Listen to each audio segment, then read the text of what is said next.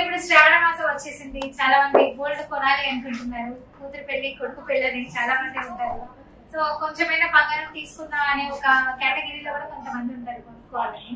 So అలాంటి వాళ్ళు gold ornament పెట్టరా, గోల్డ్ కాయిన్ పెట్టరా, గోల్డ్ ఏమంటారు గోల్డ్ బాస్ అని చెప్పి బిస్కెట్ అంటుంటారు. సో అలా కొనుక్కోవడం బెటర్ అంట. ఇప్పుడు అన్నిటికంటే వోలటైల్ ఏదైనా ఉంది అని అంటే గోల్డే ఉందండి ప్రెసెంట్. అంటే ఒక రోజు పెరుగుతుంది, కొన్ని వారాలు తగ్గుతుంది, కొన్ని వారాలు మళ్ళీ పెరుగుతుంది. అయితే మనం ఎప్పటి నుంచి అయినా చెప్పేది ఒకటే, గోల్డ్ అనేది యాజ్ ఏ ఆర్నమెంటే కొనమని చెప్తాం.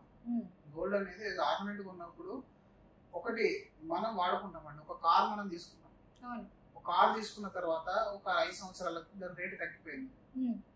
రేటు తగ్గిపోయినప్పుడు డెఫినెట్ గా తగ్గుతుంది, ఎందుకంటే ఏజ్ తో కూడా తగ్గాలి కదా. అక్కడ అది మనం వాడుకుంటాం కదా. అయితే మీరు తక్కువ రేట్ కమ్మినప్పుడు అది కండిషన్ బాగాలేక నార్మల్ దగ్గర రావాల్సిన రేట్ కూడా రాలేదు. రావాల్సిన రేటు అంటే మామూలుగా నేను 10 లక్షలు పెట్టుకున్నాను, 5 సంవత్సరాల తర్వాత దానికి 4 లక్షలు రావాల్సింది, 5 లక్షలు రావాల్సింది ఉంది. కానీ బికాస్ ఆఫ్ డ్యామేజ్ లేకపోతే ఆ టెంపరీ కండిషన్ వల్ల నేను 2 లక్షలకి అమ్మాను. అయినా ఏంటండి లెక్క, షోరూమ్ లో ఉంటే ఒక రేట్ లో ఉంటుంది, బయటకు వస్తే ఇంకా దాని రేట్ పడిపోతుంది. వాడేస్తారు కదా. ఇలా కొని బయటకు తీసుకొచ్చి ఒక రోజు అయినా కూడా మనం వాడిన లెక్కకే అంటారు. అంతే అండి. ఏదైనా సరే యూజింగ్ ఐటమ్స్ ఏదైతే ఉంటాయో దాన్ని మనం కన్సంప్షన్ చేసినట్టు ఒకసారి బయటకు వచ్చిందా దాని వాల్యూ తగ్గిపోతుంది. అలా తగ్గని వాల్యూ ఏదైనా ఉందంటే గోల్డ్ మనీ తగ్గదు అంతే.